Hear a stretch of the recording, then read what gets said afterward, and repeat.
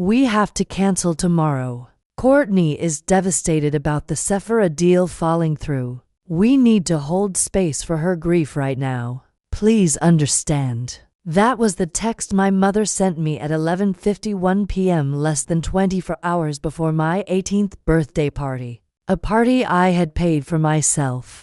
I didn't cry. I didn't argue. I just stood by the window and watched the catering van, which I had booked 6 months ago, pull out of the driveway. That was the moment the daughter they knew died, and the architect of their destruction was born. Before we get into the fallout, drop a comment and let me know where you're listening from.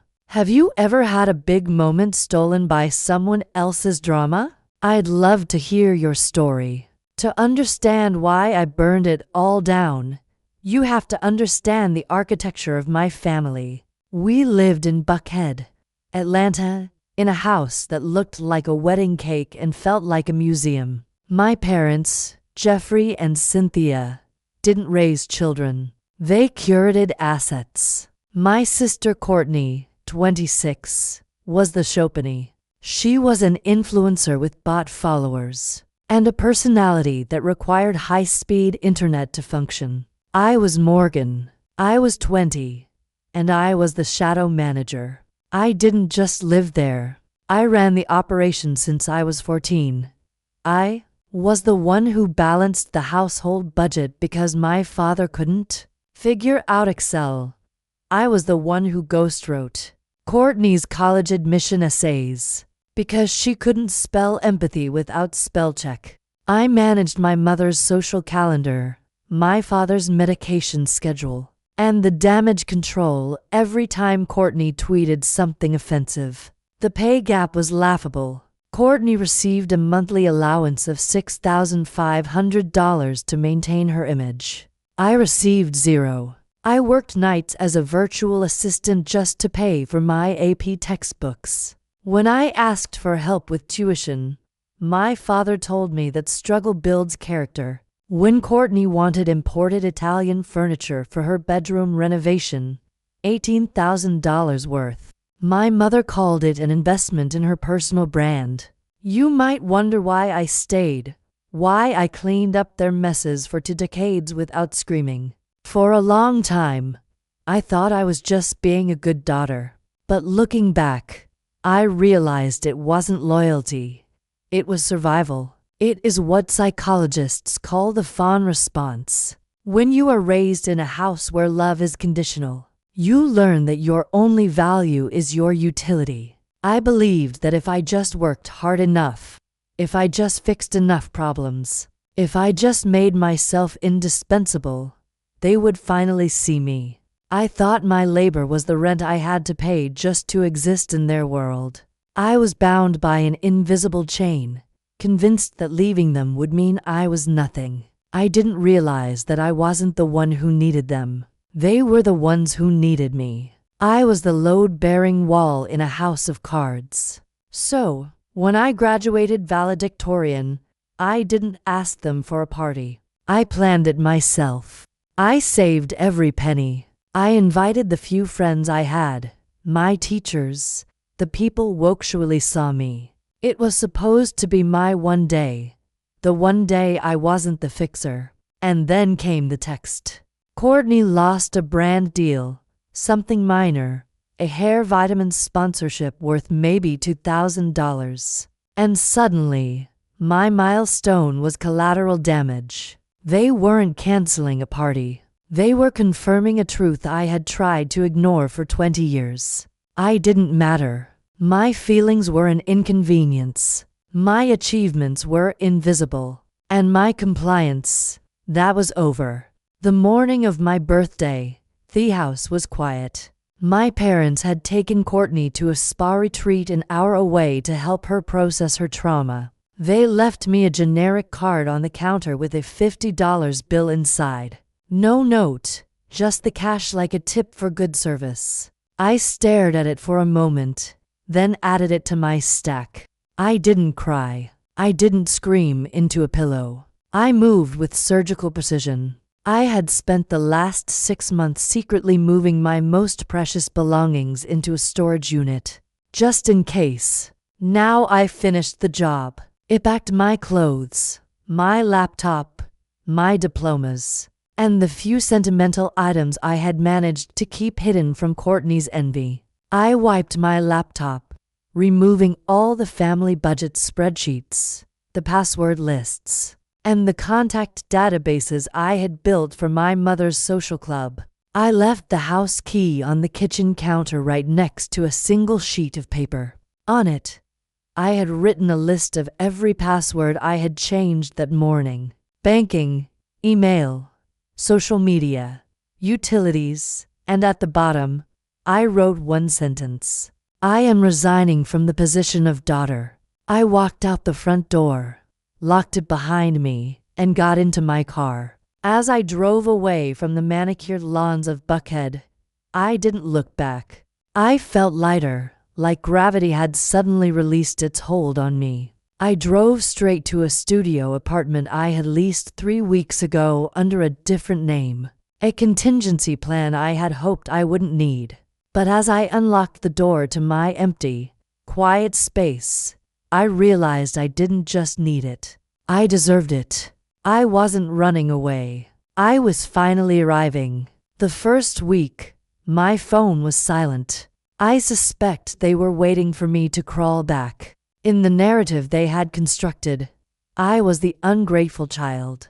Throwing a tantrum and hunger or loneliness would eventually drive me home. They expected me to fail because they had never bothered to notice that I was the only one succeeding. They gave it 7 days.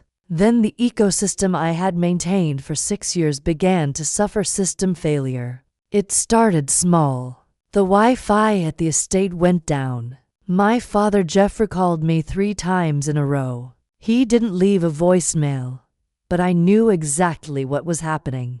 He didn't know the password. He didn't know the provider. He didn't know that I negotiated the contract every year to keep the high-speed fiber optic running for Courtney's live streams. I didn't answer. 2 days later, the cracks widened. Courtney missed a flight to Tulum for a brand trip. 4 years, I had been her personal travel agent, tracking her itinerary, checking her in, and arranging the Uber Black to the airport. This time, she showed up at the wrong terminal 3 hours late because she couldn't read a 24-hour clock. She left me a voicemail that was 90% screaming and 10% threats to sue me for sabotage. She didn't seem to realize that doing nothing isn't sabotage. It's just reality. Then came the heavy hit. My father missed a dinner with a potential angel investor. I used to sync his calendar, send the confirmation emails, and even prep his briefing notes. Without me, the calendar alert didn't go off. He was sitting in his study drinking scotch while a man worth $40 million waited at a steakhouse downtown. The voicemail shifted tone. They went from annoyed to frantic to vicious. You are being selfish. My mother hissed into the phone. This house is falling apart and you are playing games. Come home and fix this. They didn't miss me. They missed the service. They missed the infrastructure. Watching them spiral from the quiet safety of my studio apartment, I realized something profound about the nature of their lifestyle. I used to think they were powerful. I used to be intimidated by their wealth, their status, the way they walked into a room and commanded attention. But I realized that what I was looking at wasn't power. It was the illusion of power of the empty wallet. In sociology, there is a distinction between being wealthy and performing wealth. My parents were performers. Their status was a cognitive dissonance, a gap between their reality and their self-image that could only be bridged by constant exhausting maintenance. They didn't own their position in society. They rented it, and the rent was paid in dead-end favors and in my invisible labor. Their entire lives were a stage set. From the front, it looked like a marble palace. But I was the one backstage holding up the plywood props and taping together the wiring. When you remove the stage manager, the audience finally sees that the castle is made of cardboard. They weren't collapsing because of bad luck. They were collapsing because without someone to constantly curate their reality, the truth of their incompetence was impossible to ignore. They were functionally bankrupt, not just financially, but competently. And for the first time, I wasn't rushing to the stage to tape it back together. I was sitting in the audience watching the show. It took 12 months for the silence to solidify into a wall. In that year, I didn't just survive. I accelerated. I finished my degree a semester early, graduating summa cum laude without a single family member in the audience. By 21, I was working as an operations lead at a fintech startup. I was making 6 figures building a portfolio and finally breathing air. That didn't taste like obligation. From a distance, I watched the slow-motion car crash of my former life. The rumors in Buckhead were delicious. Courtney had been blacklisted by 3 major talent agencies for chronic unprofessionalism, which is industry speak for showing up late and hungover. My parents were quietly liquidating assets. First, the vacation home in Highlands, then the vintage Porsche. They were selling off the props to keep the stage lights on. I felt a distant clinical pity for them, like watching a nature documentary where the gazelle is too slow. Then came the day I decided to upgrade my life. I found a loft in Midtown, exposed brick floor to ceiling windows. The kind of place that signaled you had arrived. I had the salary. I had the savings. I walked into the leasing office with the confidence of someone who had meticulously engineered her own stability. The leasing agent, a woman who had been smiling warmly at me for 20 minutes, suddenly stopped typing. Her face went slack. She turned the monitor away from me, her voice dropping to a whisper. She said there was a problem with my credit check. She said I was flagged. She said the words, "massive outstanding debt." I didn't argue. Stability. The leasing agent, a woman who had been smiling warmly at me for 20 minutes, suddenly stopped typing. Her face went slack. She turned the monitor away from me, her voice dropping to a whisper. She said there was a problem with my credit check. She said I was flagged. She said the words, "massive outstanding debt." I didn't argue. I walked out to my car, opened my laptop, and pulled up my full credit report. I expected a mistake, a clerical error, maybe a medical bill I had missed during the move. What I saw was not an error. It was an execution. There were 4 new accounts opened in the last 11 months, 3 high-limit credit cards and 1 personal loan. The total balance was $280,000. I sat there in the parking lot, the air conditioning humming, and I scrolled through the transaction history. It was a map of Courtney's life. There were charges for the influencer retreat in Tulum that she had posted about. Charges for the wardrobe overhaul she claimed was gifted by brands. A lease down payment on a G-Wagon she said she was test driving for a partnership. The dates lined up perfectly. They started 3 weeks after I left. 3 weeks after I cut off the supply of my labor. They had decided to harvest the supply of my credit. They hadn't just stolen my money. They had stolen my identity to subsidize their delusion. I knew exactly how they justified it. In their minds, this wasn't theft. It was reimbursement. They believed I owed them this. They likely told themselves that raising me, feeding me, and housing me came with a price tag. And since I had resigned from my duties, they were simply collecting the back pay. I wasn't a daughter to them. I was a diversified asset class, and they were liquidating me to keep the golden child shining. I closed the laptop. My hands weren't shaking. My heart wasn't racing. A cold, metallic calm settled over me. This was no longer a family dispute. It wasn't about Ace's birthday party or hurt feelings. They had crossed the line from toxic parenting into federal crime. They had bet on my silence. They had bet that I was still the fawn, the fixer, the girl who would swallow poison to keep them warm. They bet wrong. I picked up my phone and dialed a number I had saved for emergencies. I didn't call my mother. I didn't call my father. I called a forensic accountant. I hired a lawyer, a woman named Helen, who specialized in family fraud. She was expensive, but I wasn't paying with my parents' money. I was paying with my own. The process was surgical. We compiled the evidence, the credit reports, the unauthorized signatures, the timeline of my departure versus the account openings. Helen drafted the lawsuit. It wasn't just a cease and desist. It was a formal complaint filed in civil court for identity theft, fraud, and emotional distress. We didn't send a warning text. We served them. A process server walked up to the front door of the Buckhead estate on a Tuesday morning, just as my father was leaving for the office. I wasn't there to see it, but I can imagine the scene, the confusion, the denial. The realization that the invisible daughter had just become the most visible threat in their lives. The fallout was immediate and nuclear. My phone exploded, but I didn't answer. I let it ring. I let the voicemails pile up. "Morgan, this is insane." My mother sobbed into the recording. "We were just borrowing it. It's family money. You can't sue your own parents." But I could, and I did, because the lawsuit was public record. It didn't stay quiet. In Buckhead, gossip travels faster than light.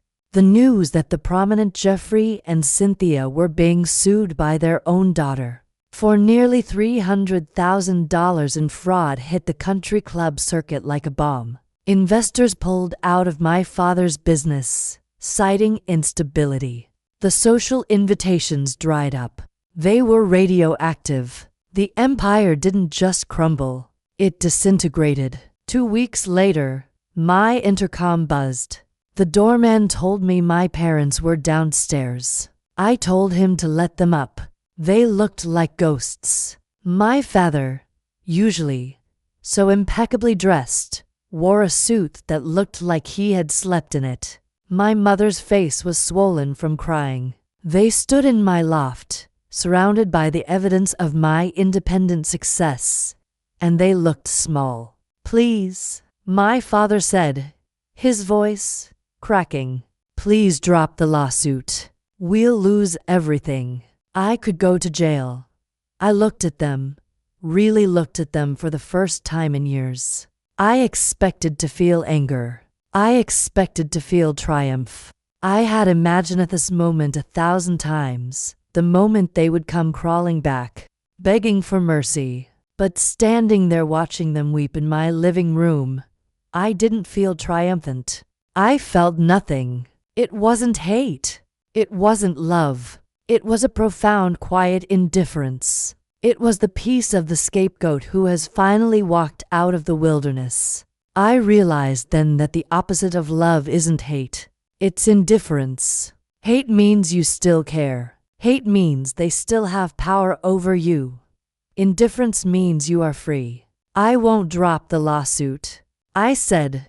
My voice was calm, steady. "But I will offer you a settlement." They looked up, hope flickering in their eyes. "You will liquidate the house," I said. "You will sell the cars. You will sell the furniture. You will pay off every cent of the debt you took out in my name immediately. You will sign a confession admitting to the fraud so that my credit report is cleared.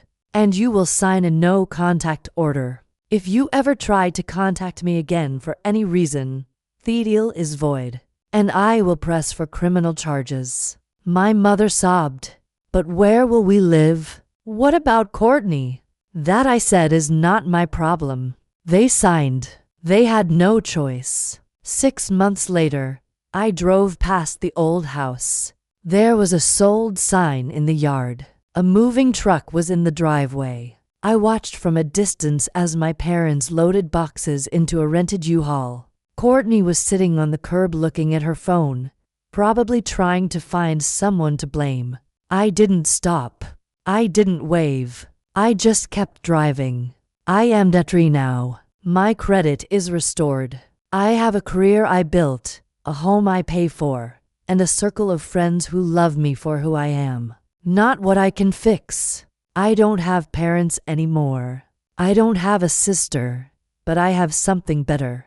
I have peace. If you've ever had to burn a bridge to save yourself, share this story. And if you're still holding the match, know that peace is waiting on the other side. Thanks for watching.